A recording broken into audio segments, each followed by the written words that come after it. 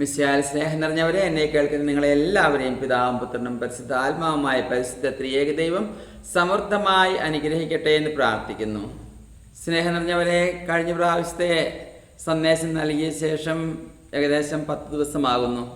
ഈ ദിവസത്തിനുള്ളിലെ ലോകത്ത് നടക്കുന്ന സംഭവവികാസങ്ങളിലേക്കൊന്ന് കണ്ണോടിച്ച് നോക്കുകയാണെങ്കിൽ നമുക്ക് മനസ്സിലാക്കാൻ സാധിക്കും, പ്രശ്നങ്ങളും യുദ്ധങ്ങളുമെല്ലാം കൂടുതൽ രൂക്ഷമായിക്കൊണ്ടിരിക്കുന്നുവെന്ന് നമുക്ക് മനസ്സിലാക്കാൻ സാധിക്കും. ഉക്രൈനും റഷ്യയുമായുള്ള യുദ്ധത്തിൻ്റെ കാര്യം പറയുകയാണെങ്കിൽ, ഏറെ നാളായി സെലസ്കി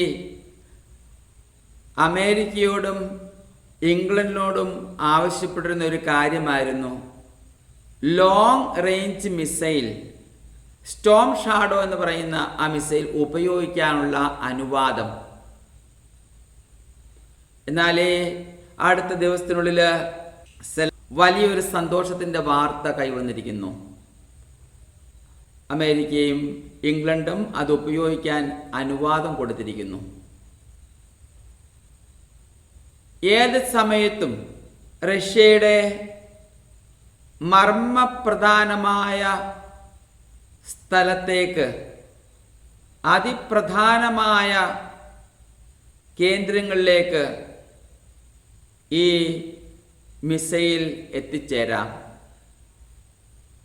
ഒരുപക്ഷെ പുട്ടിനെ തന്നെ വകവരുത്താനും സെലസ്കി ശ്രമിച്ചുകൂടായികയില്ല. ഇതിനുത്തരമായിട്ട് പുട്ടിൻ പറഞ്ഞത് ഇതാണ്: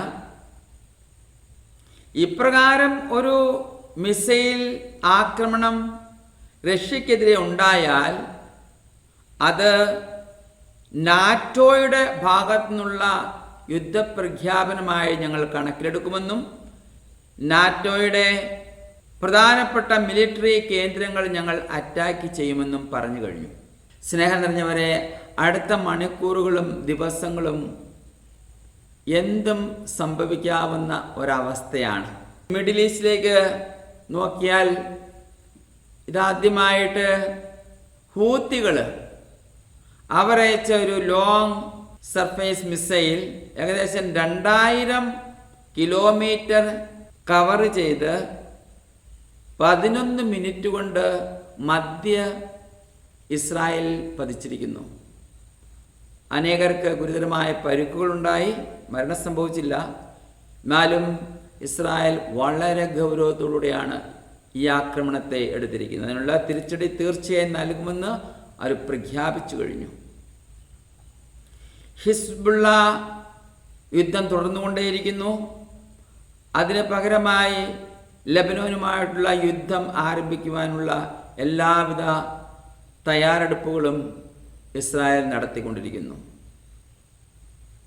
പ്രിയപ്പെട്ടവരെ, ഈ യുദ്ധത്തെ സംബന്ധിച്ച് എന്താണ് പ്രൊഫസി പറയുന്നത്? ഈ യുദ്ധങ്ങൾ കൂടുതൽ രാജ്യങ്ങൾ ഈ യുദ്ധത്തിൽ ഏർപ്പെടുമെന്നും അങ്ങനെ പതുക്കെ ഇത് ഒരു ലോകമഹായുദ്ധത്തിലേക്ക്, അണുവായുധത്തോടു കൂടിയ ഒരു ലോകമഹായുദ്ധത്തിലേക്ക് ഇത് എത്തിച്ചേരുമെന്നുമാണ്. അതിൻ്റെ ഫലമായി പ്രിയപ്പെട്ടവരെ, അനേക ലക്ഷങ്ങൾ മരിച്ചു വീഴുന്നൊരവസ്ഥ. എന്നാൽ ആരാണ് ഈ യുദ്ധത്തിൻ്റെ പിന്നിൽ? യഥാർത്ഥത്തിൽ എന്താണ് ഈ യുദ്ധം കൊണ്ട് ലഭിക്കാൻ പോകുന്ന നേട്ടം? ഞാൻ ഇതിനു മുമ്പുള്ള ചില വീഡിയോകളിൽ പറഞ്ഞ കാര്യങ്ങൾ ഒന്നും കൂടെ ആവർത്തിക്കുകയാണ്. കാരണം ഇതാണ്, ഈ മഹായുദ്ധത്തിൻ്റെ വേളയിൽ പ്രിയപ്പെട്ടവരെ, നമ്മളുമായിട്ടുള്ള ബന്ധം കുറച്ച് നാളത്തേക്ക് ഒരു പക്ഷേ കട്ട് ചെയ്യപ്പെടാം. കാരണം ഇൻ്റർനെറ്റ് സംവിധാനവും കമ്മ്യൂണിക്കേഷൻ സംവിധാനങ്ങളെല്ലാം തകർന്നു പോകുന്ന ഒരവസ്ഥ വരുന്നുണ്ട്. അങ്ങനെയെങ്കിൽ നാം മനസ്സിൽ എപ്പോഴും സൂക്ഷിച്ചു വച്ചിരിക്കേണ്ട, നാം എപ്പോഴും ഓർമ്മയിൽ വെച്ചിരിക്കേണ്ട ചില കാര്യങ്ങൾ, അത് ഒന്നും കൂടെ ഓർമ്മിപ്പിക്കുന്നതിന് വേണ്ടിയാണ് കർത്താവ് ഈ സന്ദേശം നൽകുന്നത്. പ്രിയപ്പെട്ടവരെ, ആരാണ് ഈ യുദ്ധങ്ങളുടെ പിന്നിൽ? എന്താണ് അതുകൊണ്ടുള്ള നേട്ടം? ഓർക്കുക, ഈ യുദ്ധത്തിൻ്റെ പിന്നിൽ മറ്റാരുമല്ല, സാത്താനും അവൻ്റെ പുത്രനായ അന്തിക്രിസ്തു അല്ലെങ്കിൽ എതിർ ക്രിസ്തുവുമാണ്. കാരണം സാത്താൻ അറിയാം അവൻ്റെ സമയം അങ്ങേയറ്റം അതിക്രമിച്ചിരിക്കുന്നുവെന്ന്. അവന് അധികം നാളുകളില്ല എന്നവനറിയാം. അതിനു മുമ്പ് അവനൊരൊറ്റ ലക്ഷ്യമേ ഉള്ളൂ, കഴിയുന്നത്ര ആത്മാക്കളെ നശിപ്പിക്കുക. സ്നേഹം നിറഞ്ഞവരെ, ഇവിടെ ദൈവവചനത്തിൽ അടിയുറച്ച് ജീവിതം നയിക്കുന്ന വ്യക്തികൾ മാത്രമേ പ്രിയപ്പെട്ടവരെ നിലനിൽക്കാനാവൂ. സുവിശേഷ മൂല്യങ്ങളിൽ അടിയുറച്ച് ജീവിതം നയിക്കാത്ത എല്ലാവരും വീഴും. ഈ കാര്യം മറക്കരുത്. കാരണം അത്ര വലിയ വഞ്ചനയാണ്. ലോകം ഇന്നുവരെ ഒരിക്കലും കണ്ടിട്ടില്ലാത്ത അതിഭയങ്കരമായ വഞ്ചനയാണ് സാത്താനും അവൻ്റെ പുത്രനായ എതിർ ക്രിസ്തുവും മനുഷ്യരെ നശിപ്പിക്കുന്നതിന് വേണ്ടി ഒരുക്കി വച്ചിരിക്കുന്നുള്ള കാര്യം മറക്കരുത്. പ്രിയപ്പെട്ടവരെ നമുക്കറിയാം, നമ്മുടെ കർത്താവ് ഏകലോക രക്ഷകനാണ്. മനുഷ്യ വർഗത്തിൻ്റെ രക്ഷയ്ക്ക് വേണ്ടി ഒരൊറ്റ ദൈവം മാത്രമേ മരിച്ചിട്ടുള്ളൂ, കർത്താവായ യേശു ക്രിസ്തു. മറ്റൊരു ദൈവങ്ങളും മനുഷ്യരക്ഷയ്ക്ക് വേണ്ടി മരിച്ചിട്ടില്ല. അപ്പോൾ ഈ ഏകലോക രക്ഷകനായ യേശു ക്രിസ്തുവിന് മാത്രമേ നമ്മെ രക്ഷിക്കാനാവൂ. അവിടുന്ന് മരിച്ചത് നമ്മുടെ ആത്മാക്കളുടെ രക്ഷയ്ക്ക് വേണ്ടിയാണ്. ആത്മാക്കളുടെ രക്ഷകനാണ് നമ്മുടെ കർത്താവായ യേശു ക്രിസ്തു. ഇവിടെ എതിർ ക്രിസ്തു എന്ന് പറയുന്ന ആൻറ്റി ക്രൈസ്റ്റ് വരുന്നത് ആത്മാക്കളുടെ രക്ഷകനായിട്ടല്ല, മനുഷ്യൻ്റെ എല്ലാവിധ ഭൗതികമായിട്ടുള്ള പ്രശ്നങ്ങൾ, അവൻ്റെ വിശപ്പ് മാറ്റുന്നതിന് വേണ്ടി, അവൻ്റെ രോഗം മാറ്റുന്നതിന് വേണ്ടി, അവന് കിടപ്പാടമില്ലെങ്കിൽ കിടപ്പാടം കൊടുക്കുന്നതിന് വേണ്ടി, അവന് വസ്ത്രമില്ലെങ്കിൽ വസ്ത്രം കൊടുക്കുന്നതിന് വേണ്ടി, അവൻ്റെ എല്ലാവിധ ബുദ്ധിമുട്ടുകളിൽ നിന്നും വിഷമതകളിൽ നിന്നും അവനെ രക്ഷിക്കുന്ന ഒരു രക്ഷകനായിട്ടാണ് അവൻ മനുഷ്യരുടെ ഇടയിൽ പ്രത്യക്ഷപ്പെടുക. അപ്പോൾ അങ്ങനെയെങ്കിൽ പ്രിയപ്പെട്ടവരെ, അങ്ങനെയൊരു അവസ്ഥ ഒരുക്കണ്ടേ? അവൻ്റെ സഹായം അത്യന്താപേക്ഷിതമായ ഒരവസ്ഥ ജനത്തിന് ഉണ്ടാകണം. അത്തരത്തിലുള്ളൊരു വഴിയാണ് ഈ യുദ്ധം. പ്രിയപ്പെട്ടവരെ, ഈ യുദ്ധത്തിൻ്റെ പരിണിതഫലം നമ്മളൊന്നും ചിന്തിക്കുന്നത് പോലെ ഒന്നുമല്ല, അതിനൊക്കെ എത്രയോ അപ്പുറമാണ്. കഴിഞ്ഞ ഏകദേശം 1 വർഷത്തെ യുദ്ധം കൊണ്ട് പലസ്തീനിൽ ജനതകൾ അനുഭവിക്കുന്ന വേദനയെപ്പറ്റി ഒന്ന് ഓർത്ത് നോക്കുക. എത്രയോ വലിയ വലിയ മണിമാളികളിൽ സുഖജീവിതം നയിച്ചിരുന്ന അവരുടെ ബിൽഡിങ്ങുകൾ ഇപ്പോൾ ഇല്ല. ആ കെട്ടിടങ്ങളോ ആ ബിൽഡിങ്ങുകളോ അതൊന്നും ഇപ്പോഴില്ല. മാത്രമല്ല, വസ്ത്രമോ അല്ലെങ്കിൽ പാർപ്പിടമോ ഭക്ഷണമോ ഒന്നുമില്ലാത്ത ഒരവസ്ഥ നോർത്തു നോക്കുക. കുടിക്കാൻ വെള്ളമില്ലാത്ത, വിശപ്പിന് ആവശ്യമായ ഭക്ഷണമില്ലാത്ത, കിടക്കാനൊരു സ്ഥലമില്ലാത്ത അവസ്ഥയെപ്പറ്റി നമുക്കൊന്നും ചിന്തിക്കാൻ പോലും ആവില്ല. പ്രത്യേകിച്ച് മലയാളികളായ നമുക്കൊന്നും പ്രിയപ്പെട്ടവരെ യുദ്ധത്തിൻ്റെ കെടുതികളെപ്പറ്റി ഇതുവരെ അനുഭവിക്കേണ്ടി വന്നിട്ടില്ല. ആ യുദ്ധത്തിൻ്റെ കെടുതികൾ അനുഭവിക്കുന്നവർക്ക് മാത്രമേ അതൊക്കെ യഥാർത്ഥത്തിൽ മനസ്സിലാക്കാൻ സാധിക്കത്തുള്ളൂ. സ്നേഹം നിറഞ്ഞവരെ, ഇപ്രകാരം എല്ലാ തരത്തിലും മനുഷ്യൻ നിസ്സഹായ അവസ്ഥയിലേക്ക് വരുന്ന ഒരവസ്ഥ സൃഷ്ടിക്കുക. വരാൻ പോകുന്ന ലോകമഹായുദ്ധം അണുവായുധത്തോടുകൂടിയുള്ള യുദ്ധമായിരിക്കും. അണുവായുധം ഉപയോഗിച്ചുകൊണ്ടുള്ള യുദ്ധമായിരിക്കും. അങ്ങനെയുള്ള യുദ്ധത്തിൽ പ്രിയപ്പെട്ടവരെ, ജനകോടികളായിരിക്കും മരിച്ചു വീഴുക.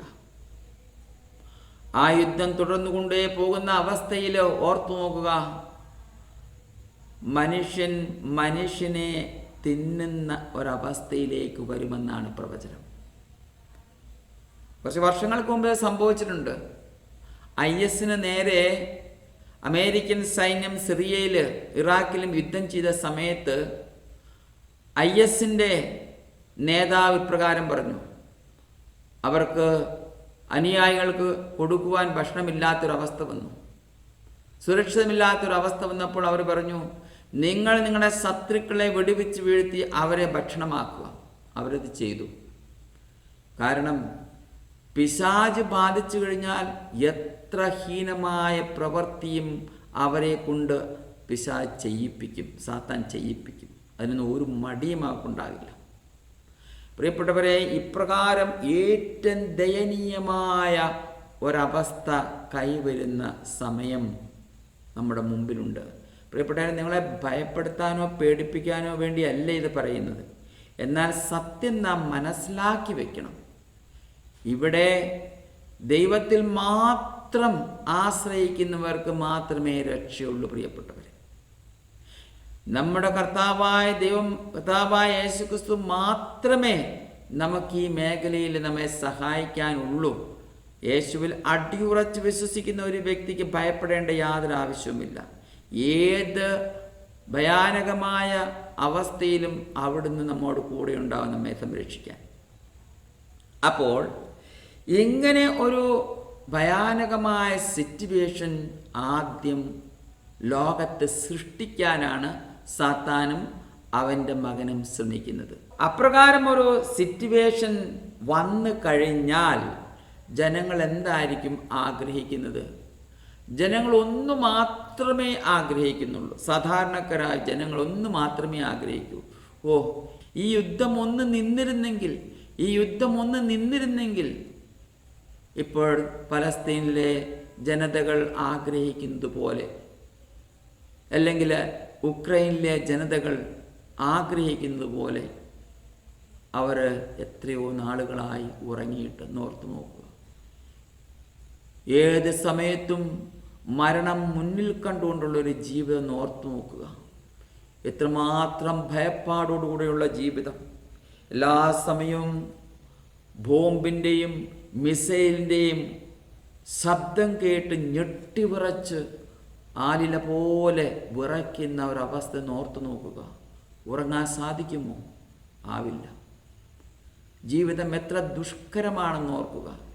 ഇതിലൊക്കെ എത്രയോ ഭയങ്കരമായിരിക്കും പ്രിയപ്പെട്ടവരെ ആണവയുദ്ധത്തിൻ്റെ ഭയാനകമായ പ്രഹരശേഷി. അതൊന്നും മനുഷ്യന് ചിന്തിക്കാൻ പോലും പറ്റാത്ത അവസ്ഥയിലായിരിക്കും. നാഗസാക്കിയിൽ ഏകദേശം 80 വർഷം മുമ്പ് ഒരു ബോംബ് വീണപ്പോൾ പ്രിയപ്പെട്ടവരെ ഒരു നിമിഷം കൊണ്ട് 80,000 പേര് അപ്രത്യക്ഷമായി അന്നിഹിലേറ്റ് ചെയ്യപ്പെട്ടു. അങ്ങനെയെങ്കിൽ ഈ വരാൻ പോകുന്ന 3-ാം ലോക മഹായുദ്ധത്തിൽ ചില രാജ്യങ്ങൾ വരെ അന്നിഹിലേറ്റ് ചെയ്യപ്പെടും, അപ്രത്യക്ഷമാകും. അത്ര ഭീകരമായിരിക്കും വരാൻ പോകുന്ന യുദ്ധം.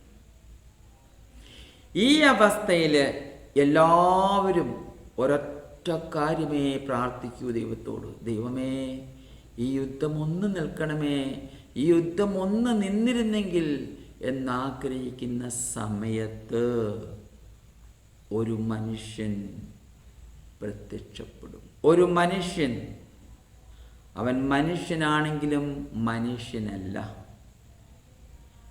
പിശാച്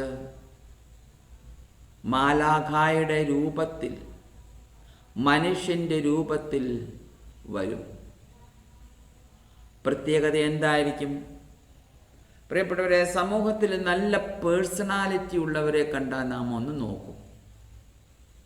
എന്നാൽ ഈ വ്യക്തിയുടെ പേഴ്സണാലിറ്റി എന്ന് പറയുന്നതോ സൗന്ദര്യം എന്ന് പറയുന്നതോ ലോകത്തിലെ ഒരു മനുഷ്യനോടും കിടപിടിക്കുന്നതായിരിക്കില്ല. അതിനേക്കാളൊക്കെ എത്രയോ അപ്പുറമായിരിക്കും. ഇന്ന് ചിലവരൊക്കെ പറയുന്നുണ്ട്, ചിലവരെയൊക്കെ ചൂണ്ടിക്കാണിച്ചുകൊണ്ട് ഇന്ന വ്യക്തിയാണ് ആൻറ്റി ക്രൈസ്റ്റ്, ഇന്ന വ്യക്തിയുടെ മകനാണ് അതൊക്കെ വെറും ബാലിശമാണ്. അതൊന്നുമല്ല. ഇത്രമാത്രം സൗന്ദര്യം നിറഞ്ഞ, ഇത്രമാത്രം പേഴ്സണാലിറ്റി ഉള്ള ഒരു വ്യക്തിയെ ലോകം കണ്ടിട്ടുണ്ടാകില്ല. മാത്രമല്ല, ഒരൊറ്റ പ്രാവശ്യം അവൻ്റെ മുഖത്തേക്ക് നോക്കുന്നത് വഴിയായി വല്ലാത്തൊരു കാന്തശക്തിയാൽ നാം ആകർഷിക്കപ്പെടുന്ന രീതിയിലായിരിക്കും അത്.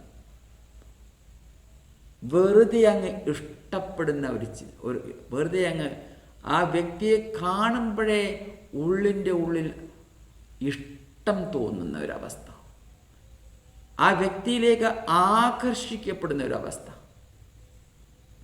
ജനം എല്ലാം അവനെ ശ്രദ്ധിക്കും. അടുത്തതായി അവൻ്റെ രീതികൾ, അവൻ്റെ ഭാവങ്ങൾ, അവൻ്റെ വാക്കുകൾ, അവൻ്റെ പ്രവർത്തന ശൈലി, അതിലേക്കായിരിക്കും ജനം ശ്രദ്ധിക്കുക. ജനത്തെ, ആൾക്കൂട്ടത്തെ, ആയിരക്കണക്കിന് പേരെയല്ല, പതിനായിരക്കണക്കിന് പേരെ തന്നിലേക്ക് ആകർഷിക്കാനുള്ള ഒരു വലിയ മാസ്മരിക ശക്തി അവനിലുണ്ട്.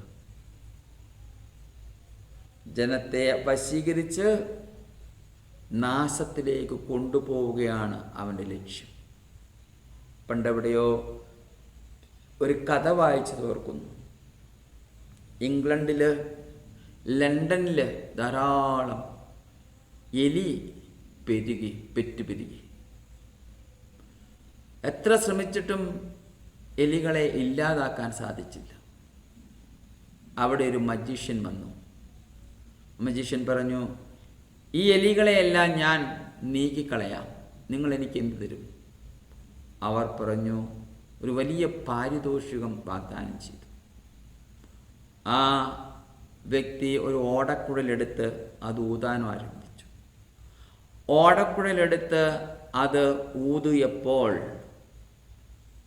ഓടൽ ഫ്ലൂട്ട് വായിച്ചപ്പോൾ ഈ എലികളെല്ലാം ഇയാളുടെ പുറകെ കൂടി. ഇയാൾ നേരെ കടൽ തീരത്തിലേക്ക് പോയി, വെള്ളത്തിലേക്ക് ഇറങ്ങി. എലികളെല്ലാം ചത്തുപോയി.